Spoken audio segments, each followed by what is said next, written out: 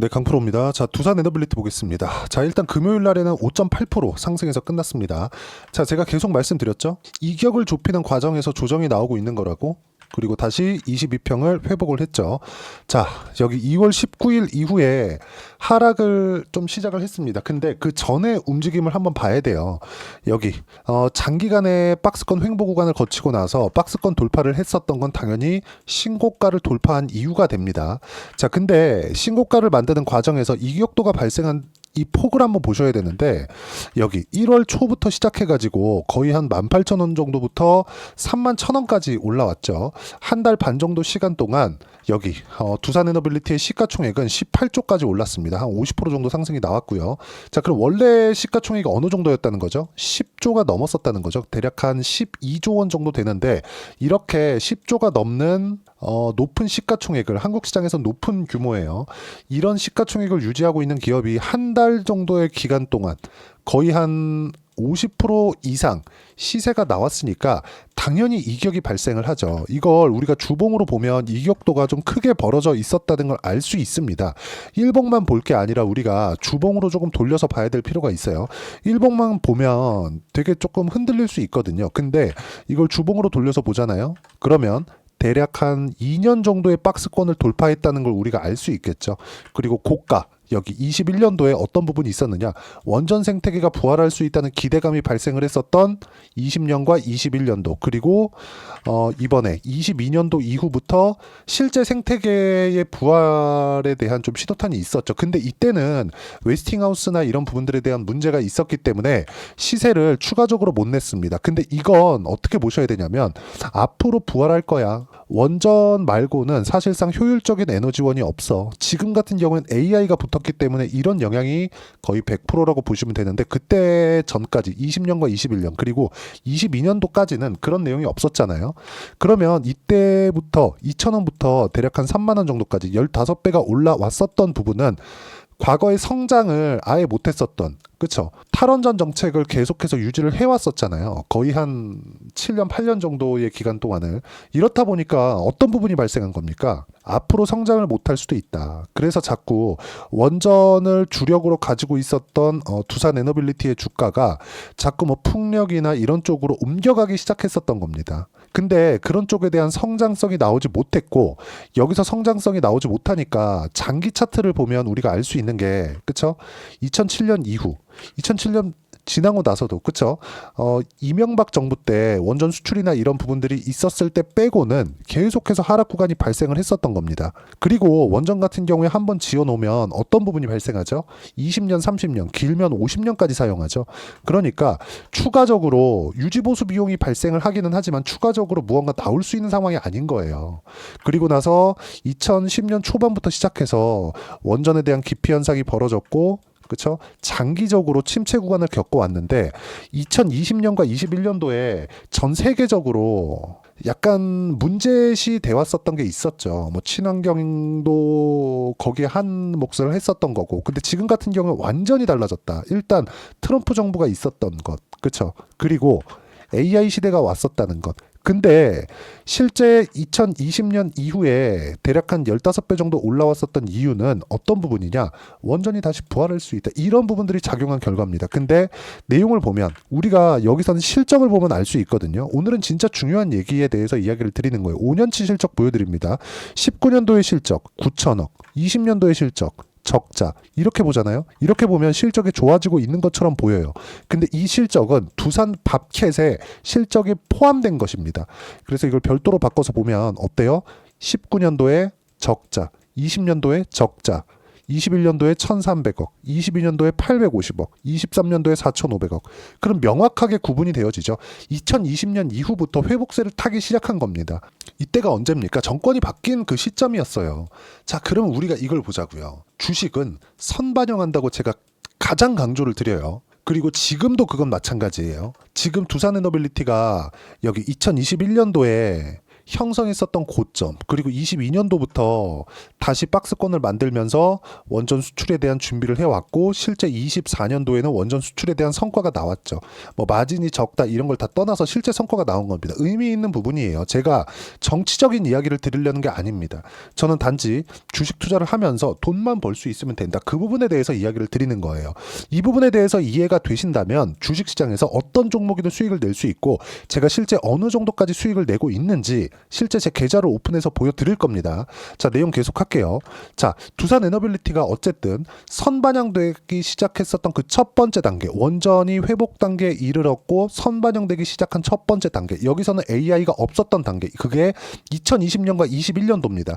그러면 실제 성장하는 측면에서의 시세가 나오는 건 21년도 고점을 넘어가는 그 시점이라는 겁니다. 그게 언제예요? 체코 원전 관련된 내용이 나왔었던 24년 7월달, 이때 구간이 아니라 여기 지난달입니다. 2월 19일이에요. 정확하게 따지자면 여기 체코 원전 관련된 내용이 아니라 2월 19일이라는 거죠. 이때부터는 어떻습니까? 거래 대금이 대폭 늘어나기 시작했고, 지금도 평균 거래에 대한 폭이 한 3배 정도로 늘어났죠. 즉 박스권을 돌파하기 위한 세력들의 움직임이 나오기 시작한 시점이 여기 신고가 구간을 돌파하면서부터다. 근데 지금은 성장에 대한 청사진이 그려졌죠. 그게 뭐 AI예요. 그렇죠. 그리고 여기서 트럼프 수혜를 받을 수 있습니다. 지금 트럼프 대통령이 전 세계를 뒤흔들고 있죠. 관세로. 그러면 트럼프 대통령이, 저는 그렇게 생각합니다. 자, 무역 적자를 보고 있어. 미증시부터 제가 보여드릴게요. 자, 미증시가 최근에 상당히 안 좋아요. 그리고 두산에너빌리티가 강한 시세를 내기 위해서는 미증시의 안정적인 움직임이 필수적으로 필요합니다. 미증시가 이렇게 하락 구간이 발생하잖아요. 그러면 두산에너빌리티도 시세를 낼 수 없다. 절대로 못 낸다. 하지만 미증시는 빠질 만큼 다 빠졌습니다. 왜 빠졌느냐? 관세 때문에. 관세로 인해서 경기 침체 우려감이 불거지기 시작했다. 왜 그러냐? 소비 심리가 위축될 수 있어서. 관세 부과한다, 인플레이션 올 수 있고, 물론 저는 그 인플레이션이, 관세로 인한 물가 상승은 이게 지속 가능하지 않다고 봅니다. 왜? 관세는 일회성이니까.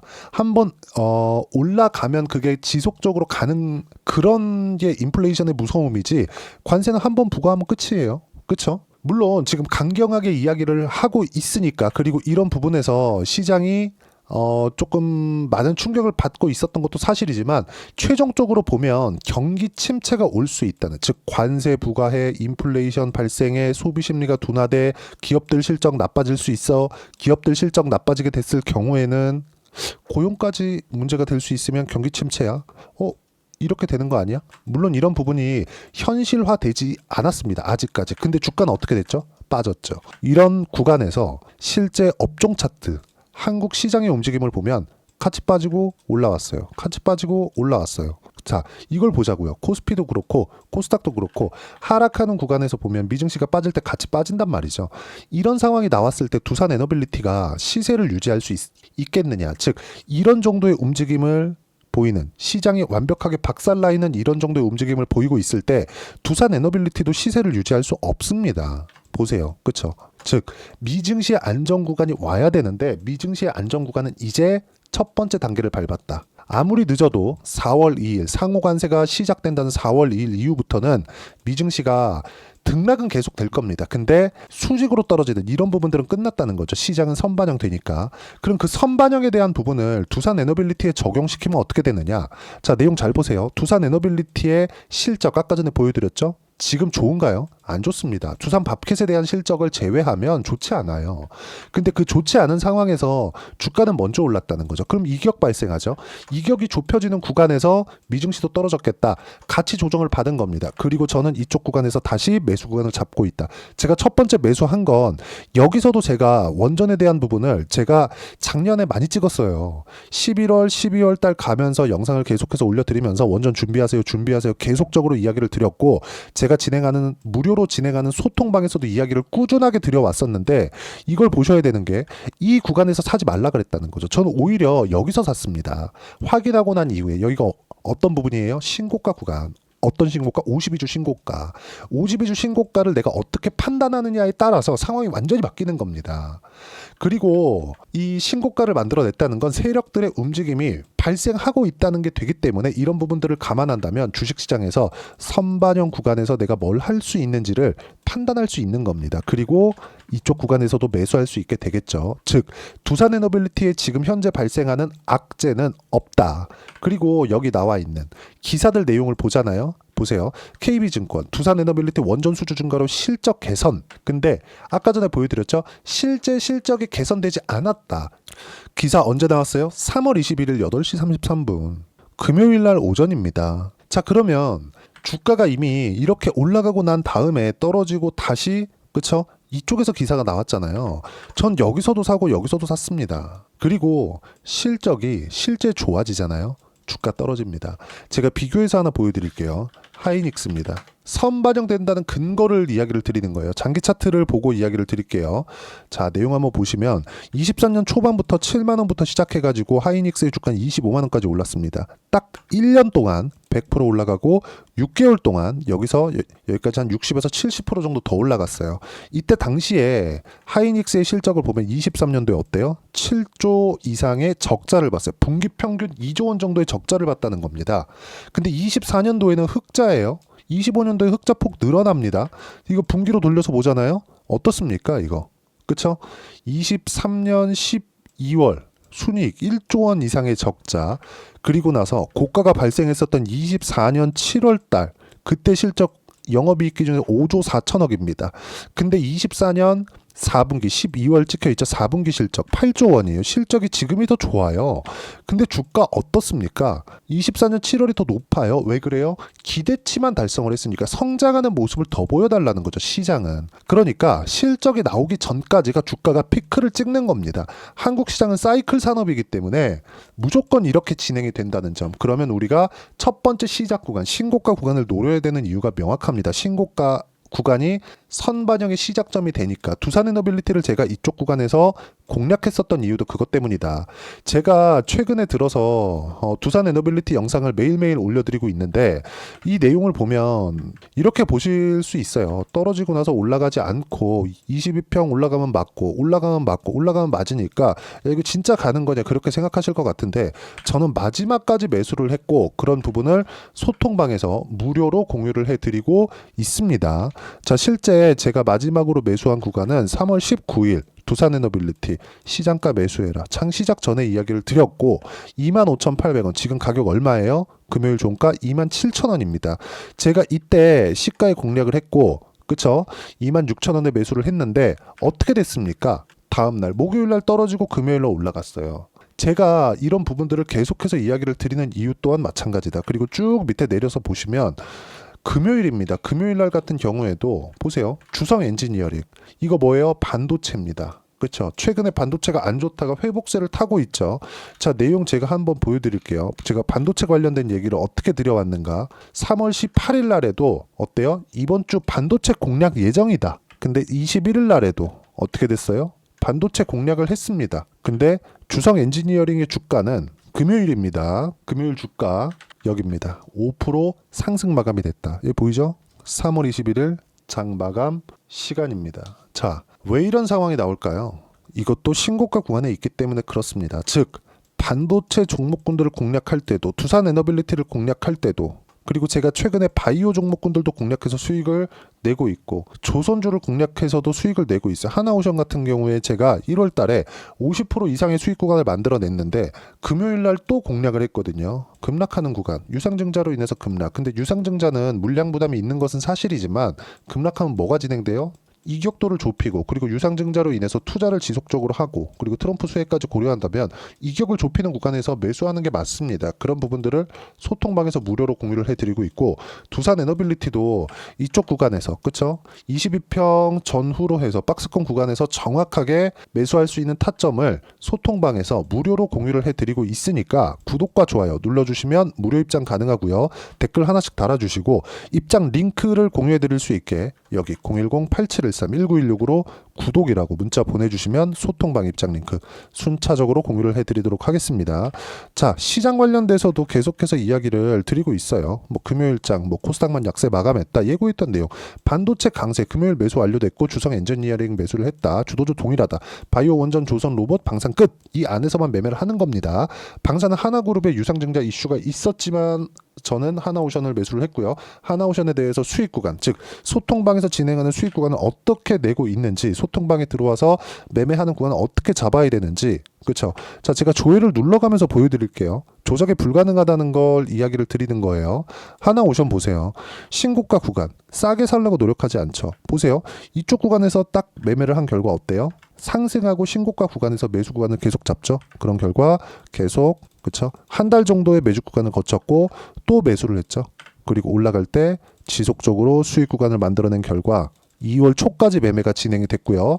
어때요? 57%의 수익 구간, 이렇게 매매 구간이 만들어졌고, 하나오션 조선주죠. 그리고 매도하고 나서 다른 조선주를 매수했습니다. 삼성중공업. 자, 이 내용 보면 어떻습니까? 하나오션 매도하고 나서 매수한 거예요. 결과 어때요? 3월 19일 날 매도했고 17.19% 수익 구간. 그렇죠? 이런 정도의 상황이 지속적으로 나온다. 그리고 매도하는 내용까지 여기 보시면 제가 보여드릴게요. 여기 3월 19일입니다. 3월 19일 삼성중공업 시장가 매도해라. 장 마감 전에 이야기를 드렸고 16% 수익 마감 재매수 예정. 근데 삼성중공업이 아니라 다시 하나오션으로 매수를 들어갔다는 점.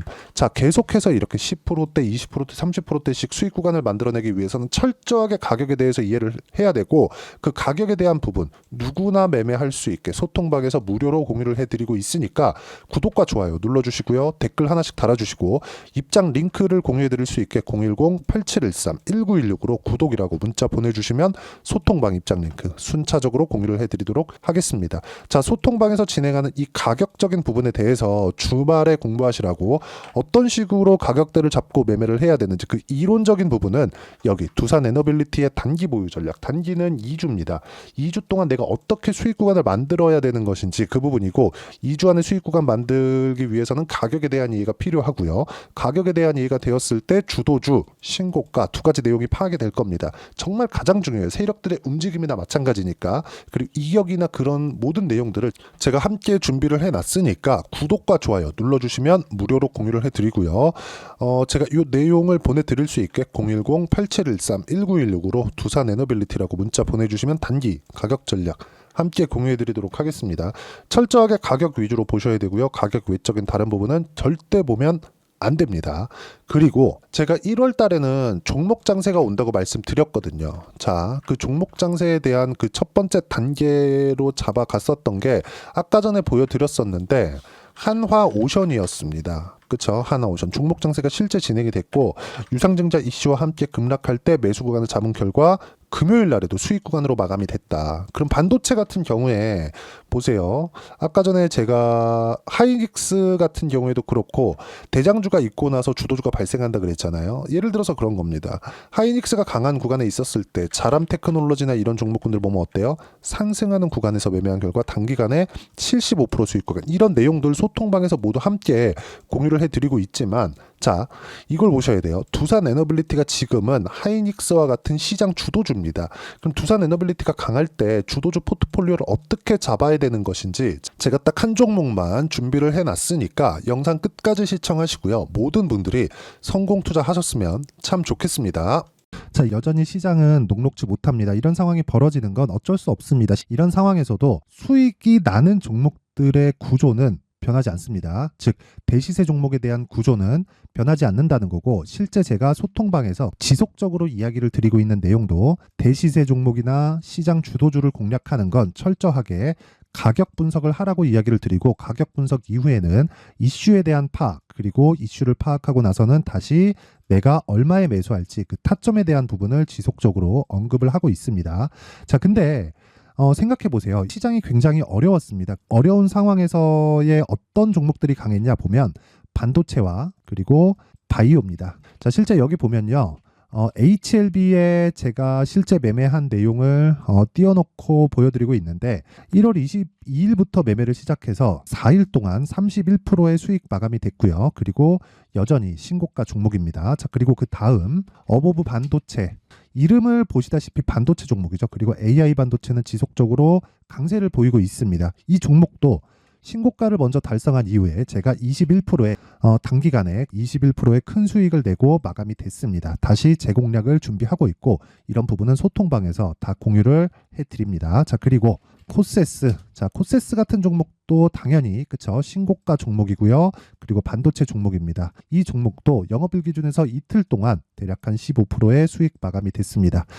내용을 한번 보시면 어떻습니까? HLB를 포함해서 뭐 30%, 20%, 뭐 15% 이런 식의 수익이 지속적으로 발생하고 있는데 이 세 종목 모두 다 신고가 종목이고 1월 달에 시장이 약세를 보이고 있는 구간에서도 강했었던 그런 종목입니다. 특징점이 하나 있는데 그 이슈에 앞서서 가격이 먼저 반영했다는 거죠. 그렇게 제가 가격을 먼저 보고 이슈에 대해서 파악하는 이유는 결과적으로는 큰 시세를 먹기 위한 사전 준비 작업입니다. 실제로 큰 시세를 먹기 위해서 사전 준비 작업을 했을 때 여기 레인보우 로보틱스 127% 그리고 ISC 98% 그리고 한미반도체 97%의 큰 수익을 내는 상황을 만들 수 있습니다. 어떤 식으로 소통방에서 진행됐는지 그쵸, 그 상황을 제가 이야기를 드린 건데 이런 상황도요 당연히 신고가를 공략했을 때 가능한 겁니다. 자, 그러면 이번에도 마찬가지입니다. 그쵸, 정부 주도의 코리아 디스카운트 해소 방안이 2월 달에 발표를 하고요. 그리고 2월 달에 발표된 내용을 토대로 주가가 움직이는 게 아니라 이미 움직인 내용이 있죠. 실제 이 내용은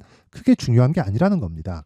실제 움직인 내용을 보면 자, 기아차입니다. 실제로 12월 달에 신고가를 만들어 놓고 정부에서 입김을 불어 넣으니까 순식간에 기아차를 포함해서 현대차 같은 거대 기업들의 주가가 2주도 채 되지 않아서 40% 정도의 큰 시세를 냅니다. 자, 그러면 우리는 어떤 종목을 봐야 될까요? 이슈를 파악해야 되는 것도 맞지만 철저하게 가격에 맞춰서 매매를 해야 되는 게 당연히 중요합니다. 정부가 주도하는 정책 방향이 있겠죠. 그 방향에 맞춰서 우리가 종목을 찾을 필요가 있다.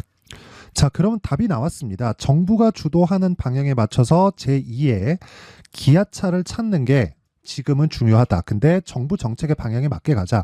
그랬을 때 앞서서 제가 보여드렸었던 내용인 여기 레인보우 로보틱스 127% 그리고 ISC 98% 그리고 한미반도체 97%와 같은 수익을 낼 수 있습니다. 물론 시간에 대한 부분은 최소 2주의 시간이 필요하고요. 그리고 최장 3개월 안에 끝내야 됩니다. 자, 기아차의 시세를 보셨던 것과 같이 2월 달에 정부 정책의 방향이 결정되고요. 바로 3월 달이면 시행입니다. 자, 그러면 우리는 거기에 맞춰서 당연히 종목을 찾아야 되고 제가 제2의 기아차를 찾아놨습니다. 제가 아까 전에 소통방에서 이야기를 드렸었던 내용 다 공개를 해드렸는데 그 내용처럼 종목만 받고 싶다 하시는 분들은요. 상단에 있는 제 전화번호로 대시세, 자, 대시세라고 문자를 보내주시면 정부 정책의 방향에 맞는 종목을 모든 분들에게 무료로 공개를 해드리도록 하겠습니다. 자, 제가 원하는 건 채널 성장이 목적입니다. 자, 그래서 구독과 좋아요 꼭 좀 부탁드리고요. 모든 분들이 정부 정책에 맞는 방향으로 매매를 이어가서 큰 수익 보셨으면 좋겠습니다.